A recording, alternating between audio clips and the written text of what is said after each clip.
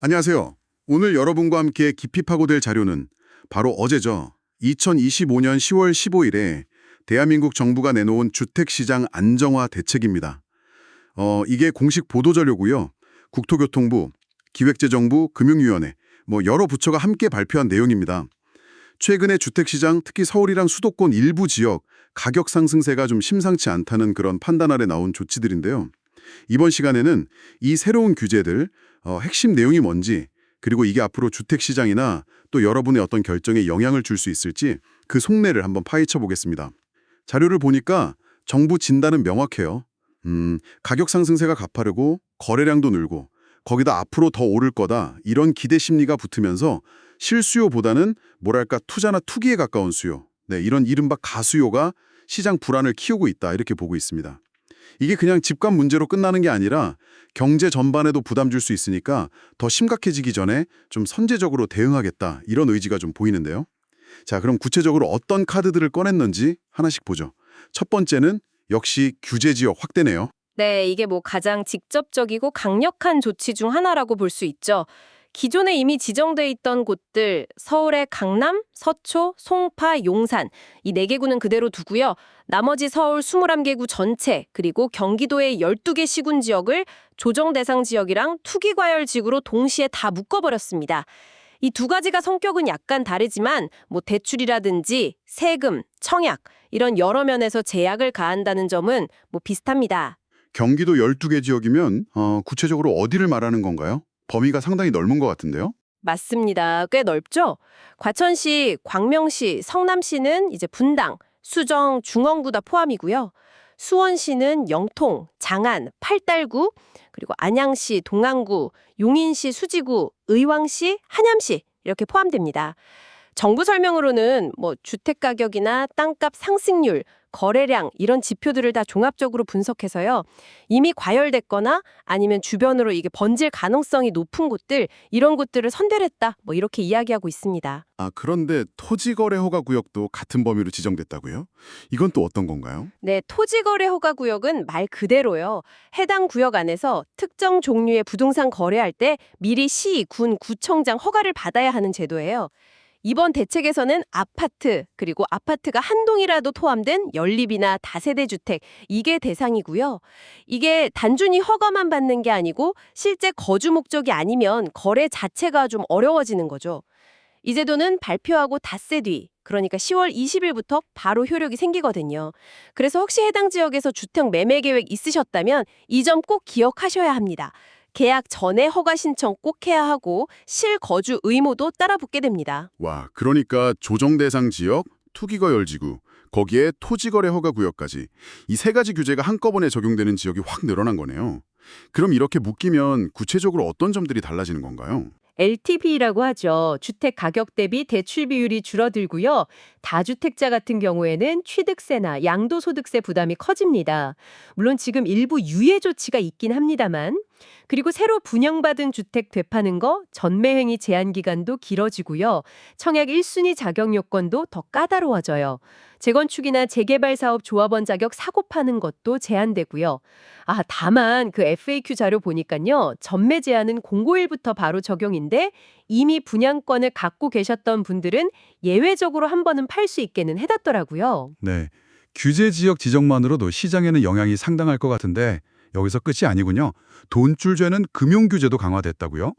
요즘 전 세계적으로 금리도 낮고 시중에 돈도 많이 풀려서 부동산으로 자금 쏠리는 걸 막으려는 의도 같아 보이는데 어떤 내용인가요? 네, 맞습니다. 금융규제도 이번 대책의 아주 중요한 축이죠. 제일 눈에 띄는 건요, 수도권이랑 규제 지역 내에서 주택담보대출 한도를 집값에 따라서 다르게 적용한다는 겁니다. 기존에는 집값 상관없이 최대 6억까지 가능한 곳들이 많았잖아요. 근데 이제는 시가 15억 원 이하 주택까지만 6억 한도가 유지되고요. 15억 원 넘어서 25억 원 이하다. 그러면 4억 원. 그리고 25억 원을 넘는 초고가 주택은 2억 원으로 대출 한도가 확 줄어듭니다. 와, 25억 넘는 집은 대출 한도가 2억 원밖에 안 된다고요? 이야, 이건 거의 대출 없이 현금으로 사란 얘기나 마찬가지겠네요. 이거 말고 또 다른 금융 규제 주목할 만한 거 있을까요? 네, 몇 가지 더 있습니다. 그 주택담보대출을 받을 때 적용되는 스트레스 금리라는 게 있거든요. 이게 뭐냐면 앞으로 금리가 오를 가능성까지 미리 반영해서 대출 한도를 정하는 건데 이 스트레스 금리를 기존 1.5%에서 3.0%로 2배로 높입니다. 그러니까 쉽게 말해서 같은 조건이라도 빌릴 수 있는 돈이 더 줄어든다는 뜻이죠.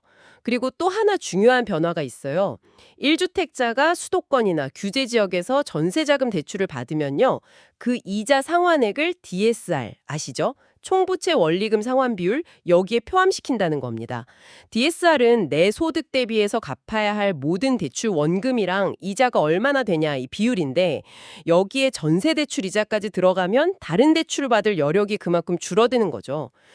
그리고 마지막으로 은행들이 주담대 내줄 때 위험 비담을 좀 더 크게 보도록 하는 위험 가중치 하한이라는 게 있는데 이걸 올리는 시점 15%에서 20%도 원래 내년 4월이었는데 1월로 석 달 앞당겨서 시행하기로 했습니다.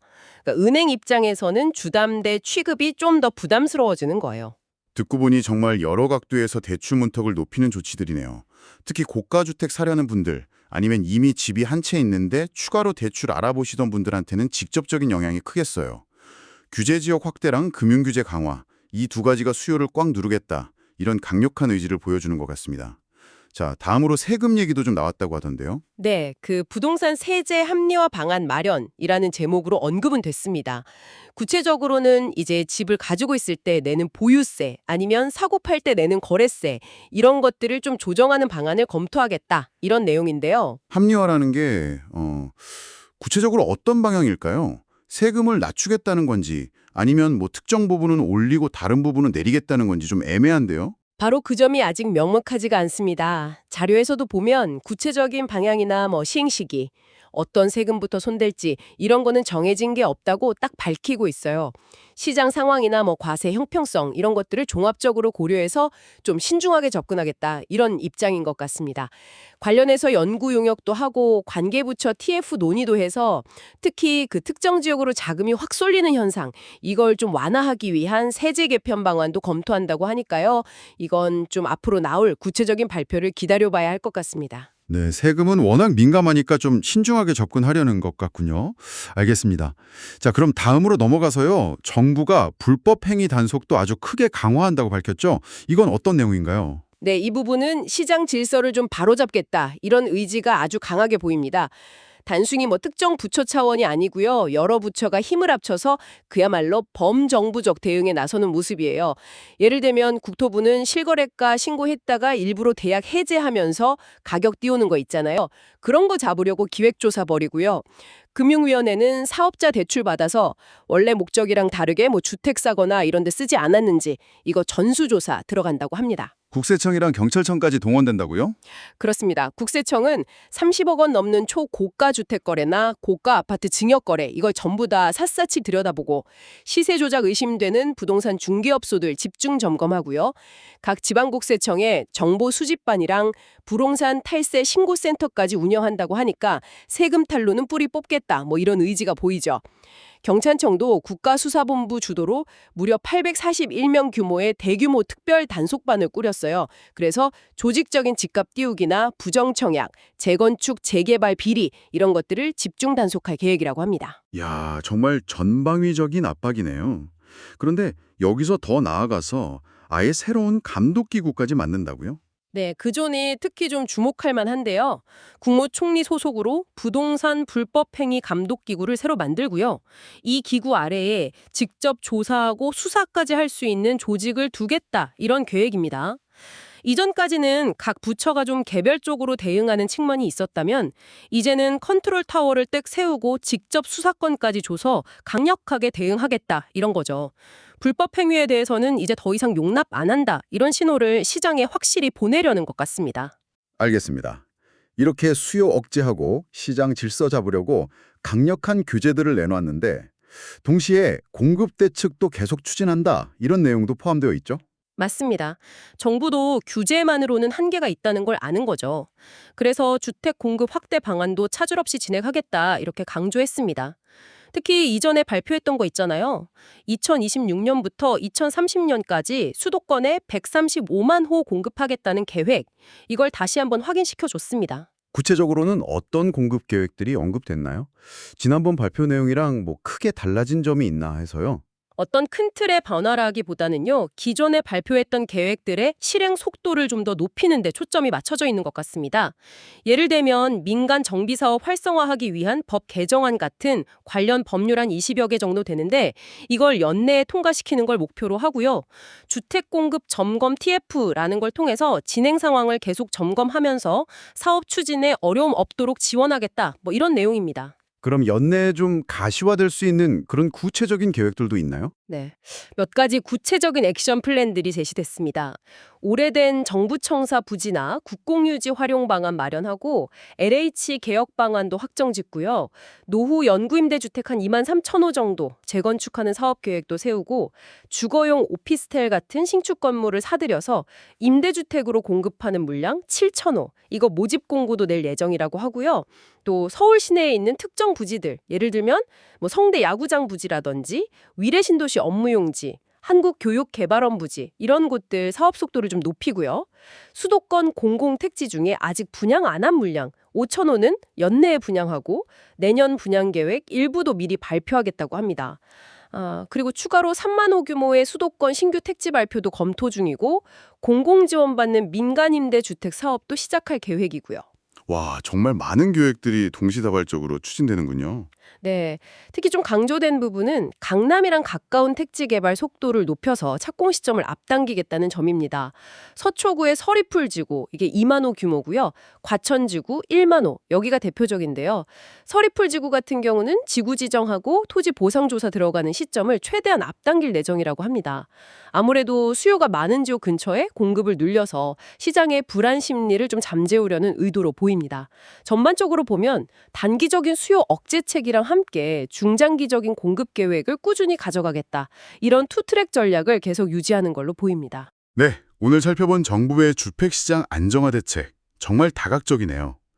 규제지역 대폭 늘리고 대출 문턱은 확 높이고 불법 행위는 뿌리 뽑겠다고 하고 그러면서 동시에 장기적인 공급 계획도 차질 없이 추진하겠다. 뭐 이렇게 요약할 수 있겠습니다. 김윤덕 국토교통부 장관 말처럼 주택시장 안정의 골든타임을 놓치면 국민들의 내 집 마련 꿈이 더 멀어질 수 있다는 좀 절박함 같은 게 느껴지는 대책인 것 같습니다. 그렇습니다. 아무래도 투기적 수요는 차단하고 실수요자 위주로 시장을 재편하겠다. 이런 강력한 정책 의지가 담겨 있는 거죠. 동시에 또 공급 부족에 대한 우려도 있으니까 이걸 불식시키려고 기존 공급 계획 이행을 강조하는 어떤 균형점을 찾으려고 한 것 같기도 하고요. 여기서 우리가 한 번 더 생각해 볼 지점은 바로 그 풍선 효과입니다. 이렇게 특정 지역, 또 특정 상품, 예를 들어 고가주택에 대한 규제가 강해지면 규제를 피한 다른 지역이나 상품으로 자금이 몰릴 수 있잖아요. 예를 들면 비규제 지역의 주택이라든지 아니면 뭐 전세 같은 임대차 시장으로요. 이런 것들로 자금이 몰리면서 또 다른 불안 요인이 되지는 않을까 하는 점이죠. 아, 정말 중요한 지적이네요. 강력한 규제가 의도하지 않은 부작용을 낳을 수도 있다는 점까지 고려해야 한다는 말씀이시군요. 네, 오늘 저희가 함께 짚어본 내용들이 이 복잡한 부동산 정책의 큰 그림을 이해하시는데 조금이나마 도움이 되었기를 바랍니다. 수요 억제와 공급 확대라는 두 가지 큰 축을 동시에 건드리는 이번 대책들, 앞으로 여러분 각자가 생각하는 적정한 집값에 대한 인식, 그리고 실제 시장에는 또 어떤 파장을 가져올지 각자의 상황에 맞춰서 좀 주의 깊게 지켜보시면 좋겠습니다. 그리고 또 말씀하신 것처럼 이번 규제 때문에 다른 시장, 뭐 예를 들어 전세 시장이라든지 비규제 지역의 움직임은 어떻게 변화할지 이런 부분들도 계속 관심을 가지고 살펴보는 게 의미 있는 관찰이 될 것 같습니다.